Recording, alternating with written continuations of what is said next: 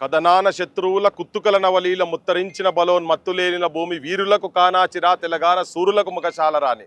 ఇది వీరులను కన్న గడ్డ. మీరు ఏదో రాత్రిపూట 12:30కు వచ్చి దొంగలను అరెస్ట్ చేసినట్టు దొంగతనంగా దొంగరాత్రులలో వచ్చి అరెస్టులు చేసి పోలీస్ స్టేషన్లో పెడితే ఈ గడ్డ ఎవడు భయపట్టోడు ఎవడు లేడు. ఈ ప్రభుత్వాలకు కావచ్చు.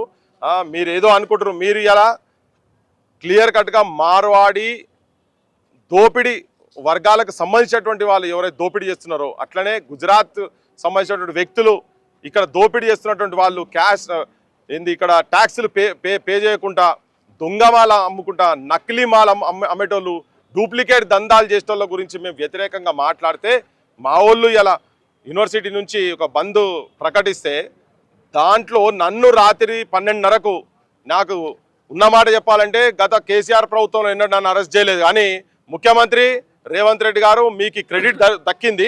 మొట్టమొదటిసారి నీ దాంట్లో అంటే తెలంగాణ ఉద్యమంలో సర్వం తెలంగాణని తిరిగినటువంటి నాబోటోళ్లను అరెస్ట్ చేసేటువంటి గౌరవం నీకే దక్కింది. నువ్వు నిన్ను ఏది నువ్వు సంచులు మోస్తేనో నువ్వు దేనికో నీకు ఎరికే, జనం కూడా ఎరికే నిన్ను ఎందుకు అరెస్ట్ చేసిరన్న సంగతి. అప్పుడు రాత్రిపూట నీ ఇంటికి వచ్చి దర్వాజాలు వలగొట్టిర్రు. ఇంత రాత్రిపూట మీరు ఎట్లా వస్తారని వారంట్ పట్టుకొని వచ్చినప్పుడు నీ ఇంటికి వచ్చినప్పుడు, కానీ నా ఇంటికి వచ్చినాడు నువ్వు అదే ఇనుప పాదాలతో వచ్చిన పోలీసు వాళ్ళు, మాఫ్టీలో వచ్చినటువంటి పోలీసు వాళ్ళు వారంట్ లేదు ఏమి లేదు ఉట్టిగాడికెళ్ళి తీసుకొని వచ్చి నన్ను పోలీస్ స్టేషన్లో కూర్చోబెట్టిర్రు. ఇగో ఇప్పుడు వదిలిపెట్టినరు. తెలంగాణ సమాజం మొత్తం చూస్తున్నది. మేము దేని గురించి ఏ అంశాల గురించి మాట్లాడుతున్నాం అంటే నీ లోపల ఉండొచ్చు.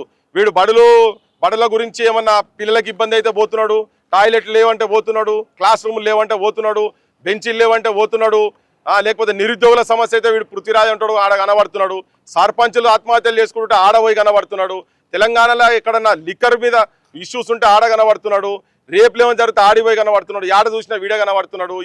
ఇవాళ మార్వాడి సంబంధించిన ఇష్యూ తెలంగాణ ప్రాంత అస్తిత్వాన్ని కాపాడేటువంటి అంశాల గురించి మాట్లాడుతున్నాడు వీడియో కనిపిస్తుందని నువ్వు ఏదో రాత్రిపూట తీసుకొచ్చి నన్నేదో మానసికంగా ఏమైనా దెబ్బతీయాలని ఏమైనా ప్రయత్నం చేస్తే అది పగటి కలగంటున్నావు రేవంత్ రెడ్డి. ఉన్నది చెప్తున్నాను నేను నీకు.